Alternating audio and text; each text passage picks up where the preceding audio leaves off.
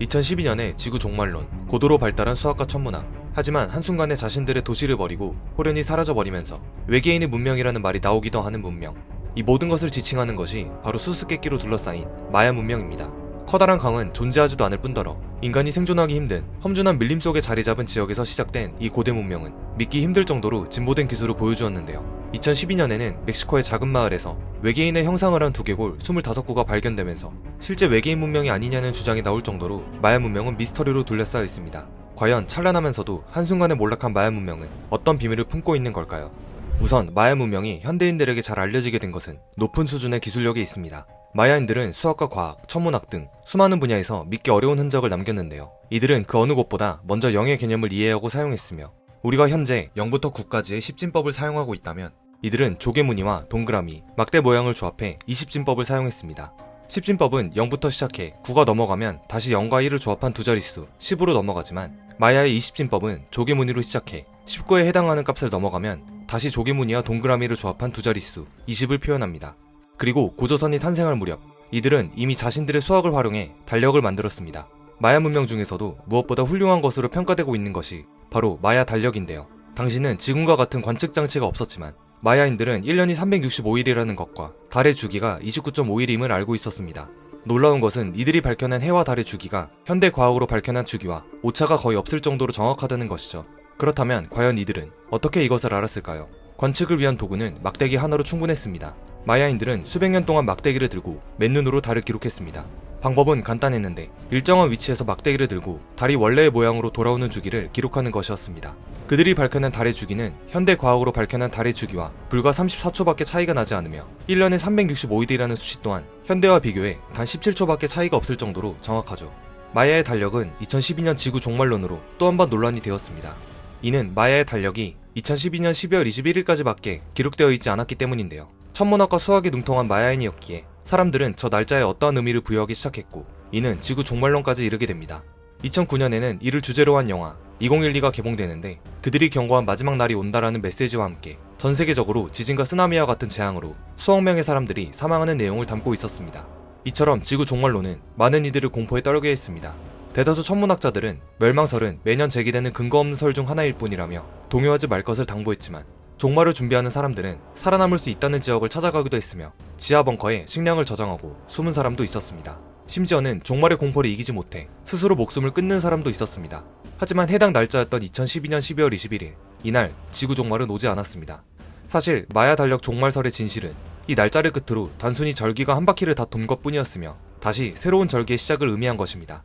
마야 달력에는 12월 21일 이후로 날짜가 더 적혀있지 않지만 아마 달력에 기록할 수 있는 공간이 더 있었다면 날짜를 더 적었을 것이라는 것이죠. 마야인들의 뛰어난 천문기술은 치첸이트사의 엘 카스티오 신전에서도 볼 수 있는데요. 이 신전은 그들이 모신 뱀의 신 쿠쿨칸의 신전으로 알려져 있습니다. 이집트 피라미드는 왕의 시신을 모시기 위한 무덤이었지만 마야의 피라미드는 제사를 지내는 신전이었습니다. 이 피라미드 신전의 계단은 각 방향마다 91개로 동서남북을 다 합하면 364개로 이루어져 있으며 여기에 정상의 마지막 한 개를 더하면 365개의 계단이 되는 건축물입니다. 즉 이들은 1년이 365일이라는 것을 정확히 알고 있었으며 고도의 수학과 천문 지식이 있었던 것이죠. 엘 카스티오 신전에는 또 다른 기이한 현상이 있습니다. 북쪽 계단의 밑에는 뱀의 머리 조각이 장식되어 있는데 석양이 피라미드의 북서쪽 사면을 비출 때 이 조각들이 삼각형의 그림자를 만들면서 마치 뱀이 꿈틀거리며 내려오는 듯한 모습을 형상하게 됩니다. 이 또한 마야인들이 엘 카스티오를 믿기지 않을 정도로 정교하고 치밀하게 설계한 결과라는 것을 알 수 있습니다. 수천 년 전 이 같은 건축물을 만들어낸 마야의 비밀은 아직 정확히 밝혀지지 않아 미스터리로 남아있지만 고도로 발달한 수학을 기초로 측량 기술 등의 발달에 가능했던 것으로 여겨지고 있습니다. 마야인들은 이러한 큰 건축물들을 지을 때 바퀴나 금속 도구를 사용하지 않고 지은 것으로도 잘 알려져 있는데요. 많은 사람들이 마야인들이 바퀴를 발명하지 못했다고 생각했지만 조그마한 바퀴가 달린 장난감이 발견되면서 바퀴의 존재를 알고 있을 가능성이 매우 큰 것으로 밝혀졌습니다. 아마 마야 문명이 풀과 나무가 무성하게 자라나는 열대우림 한가운데서 발원함에 따라 바퀴를 사용하기에는 불편한 늪지대가 많았기 때문에 바퀴를 사용하지 않은 것으로 추정됩니다. 그리고 2012년 멕시코의 작은 마을에서 놀라운 것이 발견됩니다. 바로 25구의 유골인데요. 특이한 점은 25구 중 절반은 영화에서나 나올 법한 외계인 형상의 두개골처럼 뒤편이 길게 늘어져 있으며 5구의 치아는 손상을 입었다는 것이죠. 두개골을 분석한 결과 이 유골은 마야 시대의 것으로 추정됐는데 일부 사람들은 이들은 명백히 인간이 아니며 마야 문명 또한 외계인에 의해 이룩된 것이라고 이야기하기도 했습니다. 하지만 이 같은 외계인 형태는 인간의 두개골을 인위적으로 변형시킨 편도라는 풍습일 확률이 높습니다. 이는 아이의 머리가 완전히 여물지 않을 시기에 두개골을 강제로 눌러서 길게 만든 것으로 보여집니다. 이 당시 마야인들의 주식은 옥수수였는데 마야의 신화에서도 등장한 옥수수 신을 평소에 수호신으로 여겼기 때문에 이러한 의식이 치러졌다는 주장이 있습니다. 그 밖의 가설로는 마야인들이 이 당시 지구에 머물렀던 외계인과 교류를 하면서 신과 같았던 그들의 모습을 담기 위해 편도를 했다는 가설도 있죠.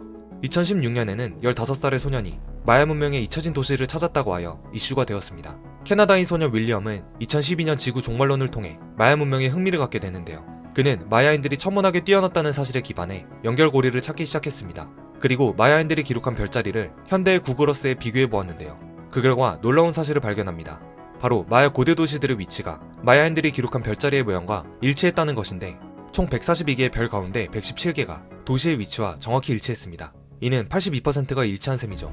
이후 윌리엄은 별자리를 기반으로 발견되지 않은 도시를 추적하기 시작했고 미 항공우주국과 캐나다 우주국의 도움을 받아 아직 발견되지 않은 네 번째로 큰 마야 도시를 발견했다고 주장합니다. 그 위치는 멕시코 남동쪽 유카탄 반도의 한 정글이었으며 이곳의 정사각형 형태의 부지가 새로 발견한 마야 도시라고 하죠. 그렇다면 번영을 자랑하던 마야 문명은 왜 한순간에 몰락의 길을 걷게 되었을까요? 이에 대한 이유는 여전히 수수께끼입니다. 과거에는 스페인이 이곳을 침략하면서 천연들을 가져왔고 이로 인해 마야가 멸망한 것이 아니냐는 의견이 있었지만 스페인이 이곳에 도착했을 때는 이미 대부분의 마야 도시가 폐허가 된 상태였다고 합니다.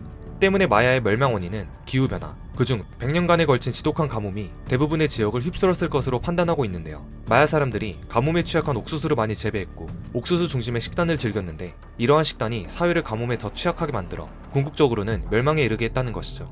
비교적 최근인 2020년 마야 문명을 붕괴시킨 또 다른 가능성이 발표됩니다. 그것은 바로 고농도의 수은입니다. 연구진은 마야 문명 시기의 도시였던 특정 지역 10곳 중 7곳에서 수은이 현대 환경 기준치를 넘어선 수준으로 검출된 것을 밝혀냅니다. 특히 과테말라 페텐주의 열대우림 지대에는 마야 문명의 대표 유적이자 현재도 관광객들이 많이 찾을 정도로 유명한 곳 티칼이 존재하는데 이곳은 특히 수은 오염이 심각한 곳으로 꼽혔죠. 수은이 신체에 쌓이면 신경세포에 막대한 피해를 주며 이 때문에 신체의 마비 증세와 손을 쉴 새 없이 떠는 등 각종 신경학적 증세가 발생하게 됩니다. 연구팀은 마야인들이 수은에 오염된 물을 매 식사마다 마셨고 장기간의 가뭄이 발생하자 이들은 더더욱 오염된 물을 마실 수밖에 없었을 것이라고 추정하고 있습니다. 이처럼 여러 재앙이 복합적으로 작용해 마야 문명이 멸망했을 것이라 설명하고 있죠. 그 어느 문명보다 찬란했지만 원인 모를 멸망과 함께 미스터리로 남아버린 마야 문명. 과연 이를 둘러싸고 있는 수많은 수수께끼는 풀리게 될까요? 다가오는 8월 4일 저녁 8시 40분 TVN에서 마야 문명을 주제로 한 새로운 리얼 버라이어티가 방영되는데요. 차승원과 김성균, 주연이 마야 문명의 비밀의 열쇠를 찾아 떠나는 형 따라 마야로 9개의 열쇠입니다. 형 따라 마야로는 미스터리로 가득한 마야로 직접 떠나 이곳을 체험하고 과거의 마야를 탐사하면서 미션을 수행하는 예능판 인디아나 존스로 기대를 받고 있습니다. 이번 영상에서는 느끼지 못한 또 다른 신비함과 이들의 케미, 놀라운 여정을 느끼고 싶으신 분들에게 형 따라 마야로 9개의 열쇠를 강력 추천드립니다.